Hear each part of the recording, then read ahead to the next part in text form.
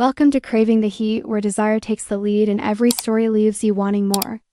Don't forget to like, subscribe, and share your thoughts in the comments and keep up with our latest naughty stories. When my husband finally told me what he truly desired, I laughed. Not a deep laugh, not one of joy, but the kind that slips out when reality cracks in a way you didn't expect. I genuinely thought he was making a joke. I mean, how could he be serious? We were sitting across from each other at the kitchen table, the dim overhead light casting long shadows on our faces. The clock had just ticked past midnight. The children were fast asleep upstairs, their soft breaths echoing faintly through the baby monitor on the counter. The dishwasher buzzed gently behind us, a soft mechanical hum that filled the silence. We had grown so used to over the years. I had just poured him a glass of red wine. It was a small gesture, maybe even an attempt to reconnect, something we hadn't shared in. I don't even remember how long. Months, at least, maybe longer. We used to sit and talk late into the night, once upon a time. Now, even that had vanished.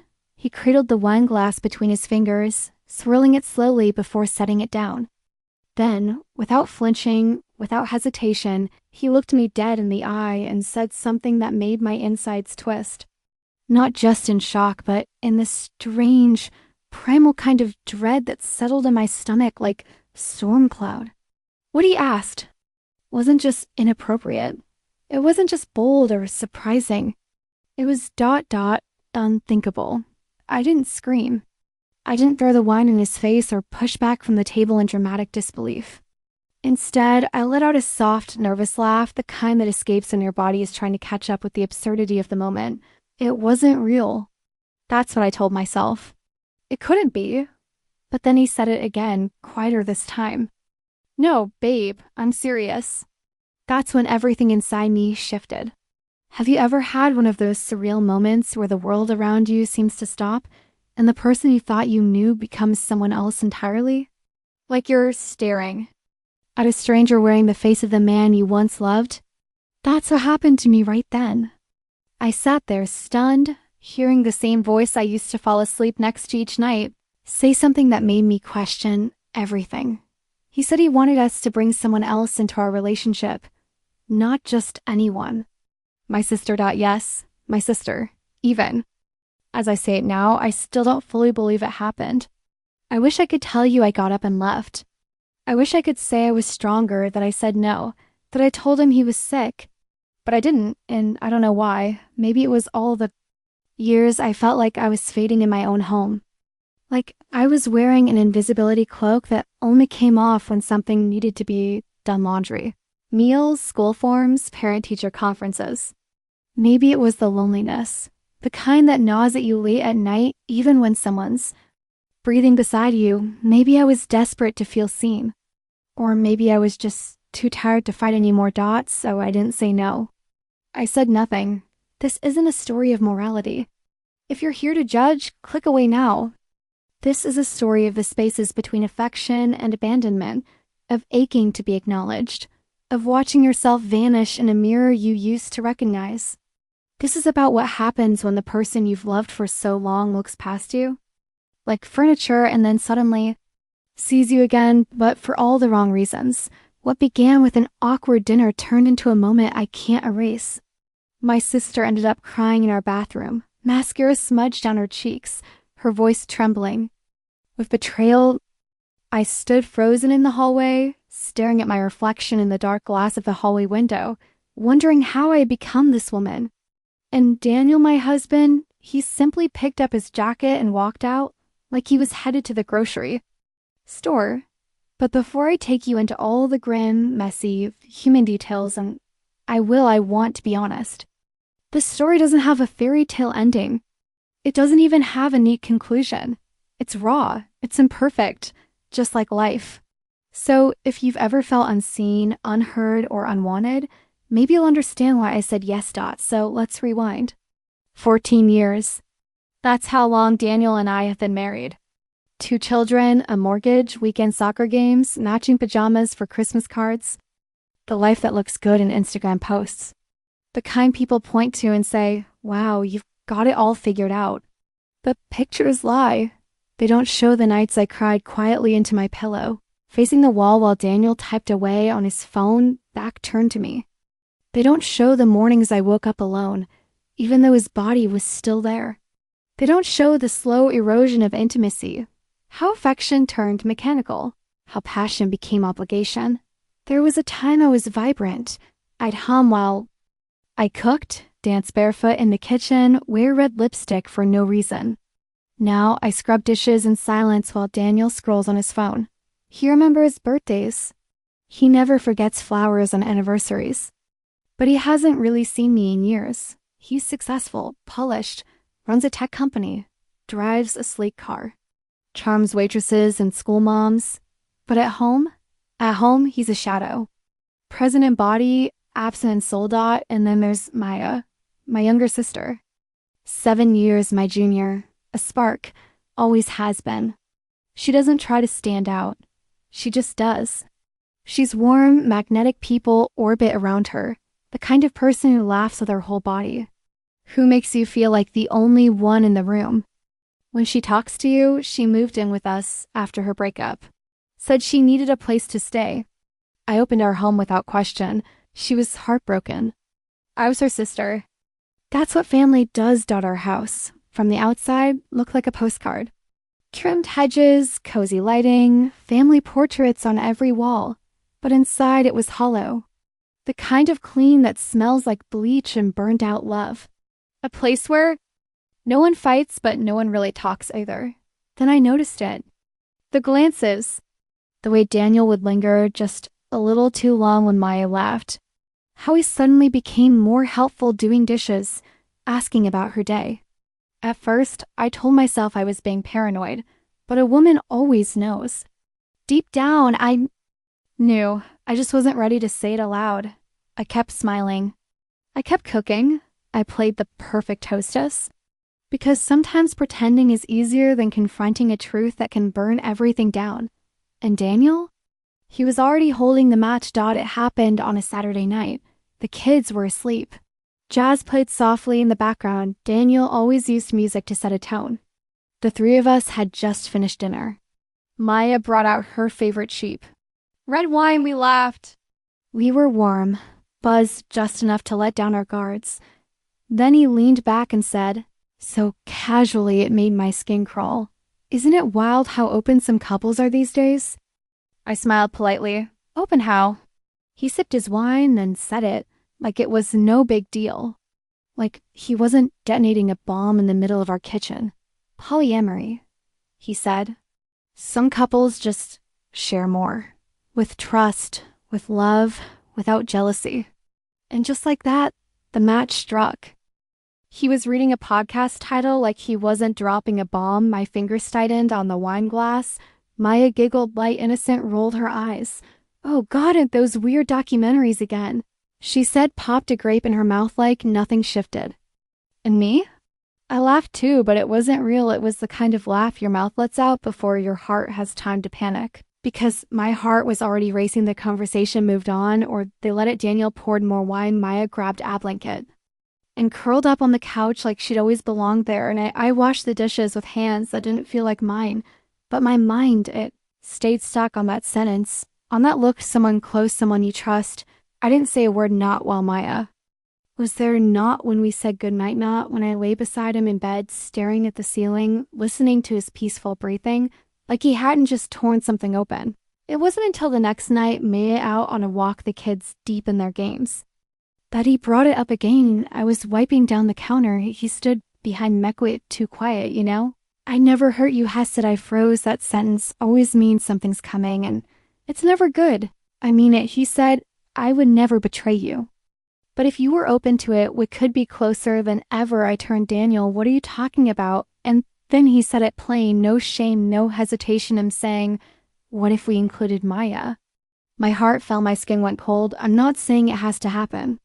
He rushed, but just think, the three of us well of each other. We trust each other. It wouldn't be cheating, it be deeper. I couldn't speak. I just stood there, dish in hand, staring at this man. Iance knew, the man who used to kiss my forehead before work, Who cried when our daughter was born, who whispered, "I love you" against my neck, when he thought I was asleep, now asking to share himself with me sister. I felt sick, like the floor shifted under me, but the scariest part, it wasn't his words, it was the look in his eyes, calm, certain, hopeful. He meant every word, and that's when I knew this wasn't a fantasy, not a joke. It was a wish he'd been carrying, and finally he'd said it out loud. I didn't sleep that night. I just lay there beside Daniel, staring into the dark, trying to understand what the hell had just happened. He asked me to bring my sister into our marriage, into our bed, not as a joke note in passing, but like it was something beautiful, natural, logical, and all I could think was he hasn't touched me in months, not a hand on my back when I walked by, not a kiss that lingered, not even a glance that said, "You're still beautiful to me." But now he wanted both of us, me and Maya, that night. I turned onto my side and looked at him. His face was so peaceful, so calm, like he had finally unburdened himself and all. I felt washouts, this swirling, suffocating storm in my chest. I couldn't quiet, no matter how still I lay. I couldn't stop the images in my head, Maya in her tank tops, dancing around the kitchen, laughing at Daniel's dry jokes like he was the funniest man alive. I remembered last month we were out sedaggling. Maya spilled her drink and Daniel rushed to grab a towel, but it was the way he touched her back, gentle, lingering, in the way she looked up at him. Smilingy, told myself it was innocent, but now I wasn't sure. Was it always happening under my nose? Had I been blind? Or had I just chosen not to see? I tried to think rationally. He came to me first. He didn't sneak around. He didn't cheat. He gave me a choice. Isn't that what people always say they want in a relationship, honesty? But then another voice crept in, the one I've silenced too many times. It whispered, "What kind of man thinks sharing his wife with her sister is love?" I kept trying to reason it out. Was it about passion, novelty, control, or was it something darker, something I wasn't ready to name? The next few days passed like a fogey smiled when I had to got the kids ready, folded laundry, texted friends back with emojis and exclamation points, but inside I was unraveling. Every sound felt too loud, every silence felt suspicious. And Maya, she was just being Maya, laughing at TikToks, playing board games with the kids, making smoothie bowls in the mornings, like she wasn't at the center of a bomb about to detonate one morning. I tested the waters over coffee. I said, "You ever think about how weird relationships can get now, how open some people are?" She blinked, confused. "You mean like poly stuff?" "Yeah," I said, stirring my cup. Even though it was empty, could you ever see her so falling that she laughed, nearly choking on toast? "Oh, my God, no. I'm way too emotionally jealous. I'd lose it." Then she added, "Why did someone hit on you and Daniel?" She was joking, but I couldn't laugh because in that moment, something crushed me. She had no idea, no clue what Daniel was thinking, no clue what I was now being asked to consider, and yet every day they got closer. Inside jokes, I wasn't part of touches that lingered just long enough to make me question. If I imagined it one night, I stood outside the guest room, Maya's room, the door slightly ajar, lights off except for her glowing TV, and I heard them both off. And Daniel had gone in to check something. That's what he told me, but he heard laughter, low, easy, familiar. Then I heard my name. I couldn't catch the full sentence, just the way it ended. Then Maya giggled, that innocent, unguarded sound I knew. So, well then, silence, not flirty, not exactly, but not nothing either. And that's the thing about these moments, they live in the gray, in the subtle. The shifts, the almost, the unsaid. I stood there forever, listening, waiting, breathing too quietly, and in that moment I realized something that chilled me. If I didn't make a decision soon, they might make it form. After that night outside her door, something in me shifted. I didn't confront. Daniel didn't too. Didn't cry. Watch them, watched him, every smile, every laugh, every time. Maya called his name with that sweet teasing tone, the same one she used to use on boyfriends back when we were teenagers. And Daniel, he changed. He beckoned the attentive broad. Home, flowers, lies, my favorite first time in 2 years. Hester did texting during the day, not about bills, about me, little complaints. And one night, out of nowhere, he walked into the bathroom while I was washing my face, slid his arms around my waist, and whispered, "I miss us." But Ick knew what he meant. He didn't just miss me. He missed the version of me that might say yes to his twisted little dream. Then came the gifts. Earrings, a silk robe, a dinner reservation at the steakhouse we used to love each time I thanked him. He'd smile slow, deliberate, like he was saying, "See, doesn't this feel good?" Then came Fjord's adventure, trust, evolution. We've been stuck in a routine too long. He said, "Don't we deserve to try new things?" Together, together, he kept saying that word. As if what he was offering me was love, a new version of its evolved, transcendent bond. But all I felt was dread, quiet creeping. Dread like mold under floorboards. Then one night at dinner, Daniel made a suggestion so casual, so smooth. "Why don't we do a weekend getaway?" He said, "Just us. And Maya kids can stay with my sister." I blinked. "Do you want the three of us to go?" "Yeah." He smiled like old times before you. "The stress Maya could use a break too. Let's unwind, get back to feeling like us." Maya lit up. "A beach weekend? Yes, please. I need sun and wine like yesterday." I looked at both of them across the table, so casual, so unaware, or not maybe, they were both acting, but I smiled and said, yes, the beach house was too beautiful a modern rental. Daniel found glass walls right on Thecos. You could hear the waves through the open windows. Everything smelled like salt and sunlight. We arrived on Friday. By Friday night, I knew I'd made a mistake. Too much wine, too much laughter. Too many moments that fell off. Daniel brought a speaker. By sunset, we were dancing barefoot on the patio. Maya spun in our sundress, laughing under the orange sky, and Daniel watched her openly. Now his hand lingered on her waist. A second too long. He laughed too hard. He stood too close, and once Justin's, I caught him looking at her the way he used to look at me. Maya didn't seem to notice, or maybe she did, but didn't know what to make of it. She was sweet. That weekend thoughtful, kept calling it family bonding time, said. It felt good to be close, safe, cared for, and all I could think was, if she knew the truth, she'd never forgive either of us. Saturday night. The air was thick, one of those nights where everything seems normal, but something underneath is humming. Dinner was done, seafood, more wine. Maya went upstairs to shower, and Daniel sat beside me on the couch. Close, our thighs touched. He looked at me like he was trying to read my thoughts. "I know this feels scary," he said softly, "but it doesn't have to be. This could bring us closer than ever. Just one night, just one time for us." My chest felt like it might split open.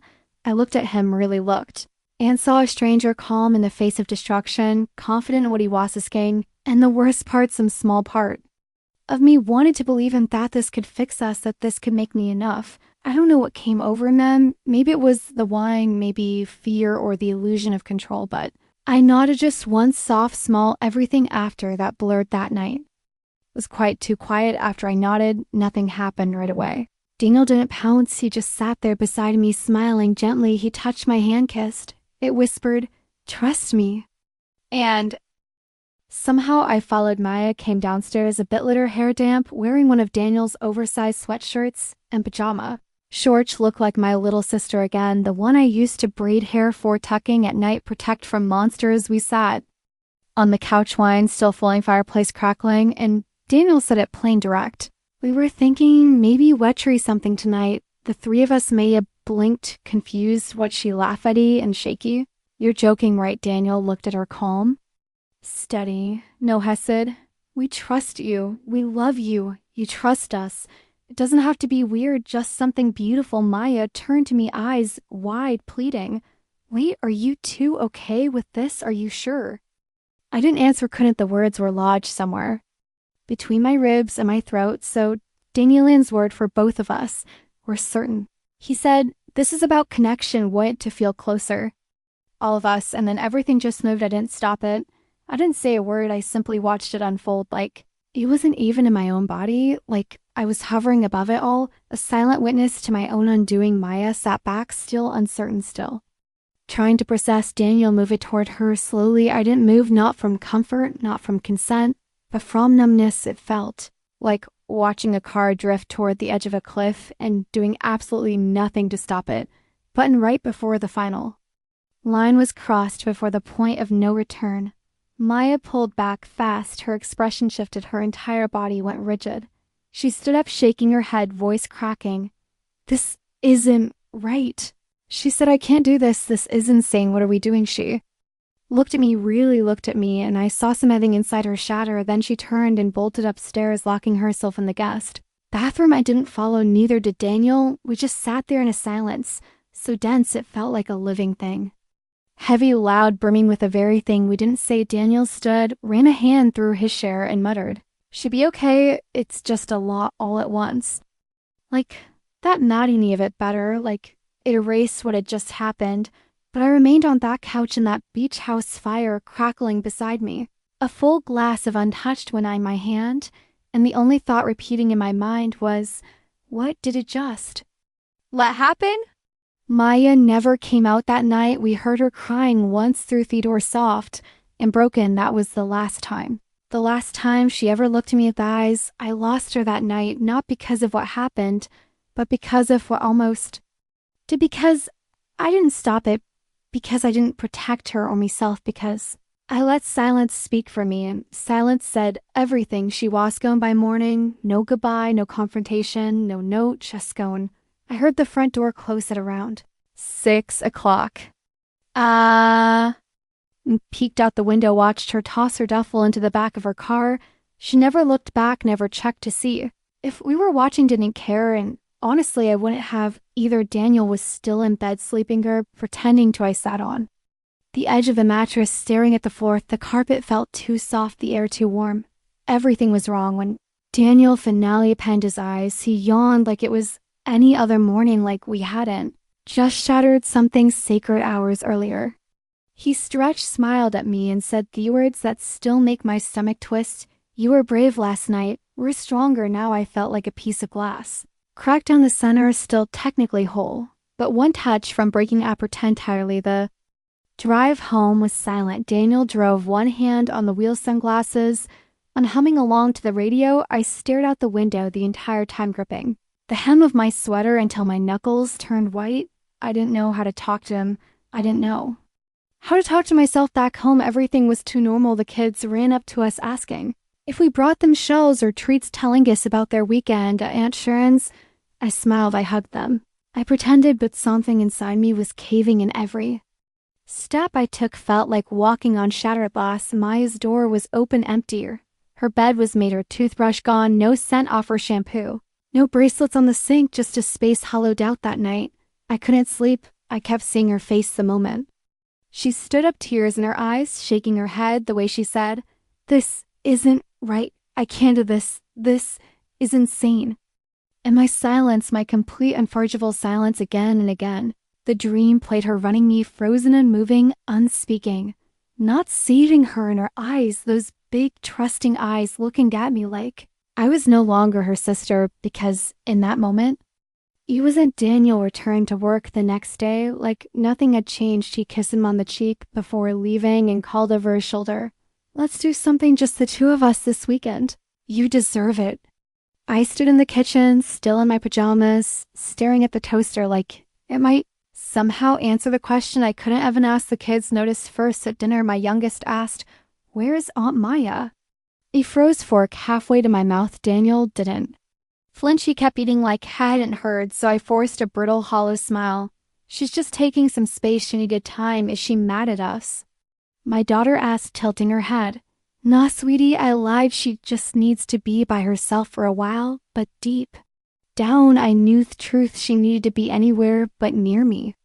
Days passed, though they didn't feel like days, more like echoes, a dull, aching rhythm on repeat. He texted Maya once, "I'm sore, please call me, just tell me you're okay." She never replied, and I knew she wouldn't, because how do you respond to someone who stood still while you were falling and did nothing? The worst part wasn't the silence or the guilt. It was the fact that for a moment, a fleeting, shameful moment, I considered it. I opened that door, and in doing so, I didn't just lose my sister. I lost myself. I started journaling again, not because I thought it would fix anything, but because I had nowhere else to place the weight, the shame, the noise. The first sentence I wrote, I stared at for a long time. It wasn't just this wish, then the next line came out like a confession. I didn't know I was carrying a part of me, wanted it to act, not the actual thing he asked for, but the attention, the desire, the feeling of being seen after so many years of invisibility, of being overlooked, taken for granted. There's something dangerously seductive about being noticed, even if the light that finds you is toxic, even if the stage is wrong. Then I wrote the question I still don't have an answer to. Did I say yes to feel closer to my husband? or just to feel anything at all, because that's what no one tells you about emotional starvation. It doesn't always drive you into someone else's arms. Sometimes it drives you into yourself, the dark, loneliest version, the version who says yes to things she swore she never would. Woe, let silence speak, who betrays herself. Just to avoid fading into anything, I keep replaying that night, not just the climax, not just Maya's tears, not just the aftermath, but the build-up, the way Daniel looked at her. When she laughed, the way I glanced between them like a stranger in my own marriage, the way I let it happen because some small desperate part of me thought maybe if I said yes, he'd love me again, not lust, not possession, love. I was wrong. Whatever we had, it's gone, burned, buried in silence. And I answered messages. I tried calling Maya again last night. Justin's, it rang 4 times, then went to voicemail. I didn't leave a message. What could I say? I'm sorry I stood still when I should have protected you. I'm sorry. It let my loneliness blind me. I miss you every day. And I hate myself more than you ever could, but no message can undo what happened, and silence. Silence is what I deserve. Now Daniel acts like we're fine, better, Evan. He holds my hand now, brings home, take a kisses my forehead. Before work this morning, he kissed my cheek like casual, like it meant something. I stood in the doorway and watched his car pull out of the driveway, wondering who this man really is, the man who spoke of love while asking me to open a door. I should have slammed shut the man who called me brave for offering myself, when in truth, I was breaking in thin. I said something I hadn't dared say out loud until now. I'm not sure I'll ever love him again. I whispered it like whispering might make it hurt less. Beat it hurt more. Then came the second part, the oh need. Then avoiding the one that stings the deepest and worse. I'm not sure I'll ever forgive myself. Because the damage, it's not just out there, it's inside me, and some cracks don't heal. They just live with you. Have you ever felt sound seen, so unloved, so completely forgotten in your own life that you say yes to something you knew was wrong? I ask myself that every day. Was I selfish or just broken? It's easy to judge from the outside, to say what should have happened, to insist what you would have done. But when you're drowning in silence, you're dismissed, starving for connection, your judgment bends. You make choices that don't look like you. You rationalize, you whisper lies to yourself. It's just once it might fix things and be the time. You realize the cost. It's already too late. If you've ever been there craving something that made no sense, something that chipped away at your soul while promising to fill it, then maybe you understand. And if you haven't, I hope you never do. If you have a story or advice here, even just kindness to offer, share it in the comments. Not just for me, but for Onion, watching this, who's standing on the edge of a decision they can't take back. And please don't judge Maya. She didn't know she walked into a house that looked like love from the outside and had no idea what was rotting beneath the surface. She was innocent. I don't blame her, not anymore. I blame the silence, the words unsaid, the part of me that broke and let it all unfold. If this story touched something in you, made you feel seen, even a little, I invite you to subscribe to Shocking Infidelity Saga, because here we don't pretend, we tell truth, the messy, painful, gray truth, where right and wrong blur and the heart doesn't always follow the rules. Loneliness doesn't whisper, it roars, and sometimes we answer not because we believe in what we're agreeing to, but because we're desperate to hear anything echo back, desperate to be noticed. Hutchison, but here's what I've learned painfully, quietly: be careful what you agree to in silence, because sometimes the things we say yes to, they don't just haunt us, they change us. And no amount of sorry will ever bring us back to who we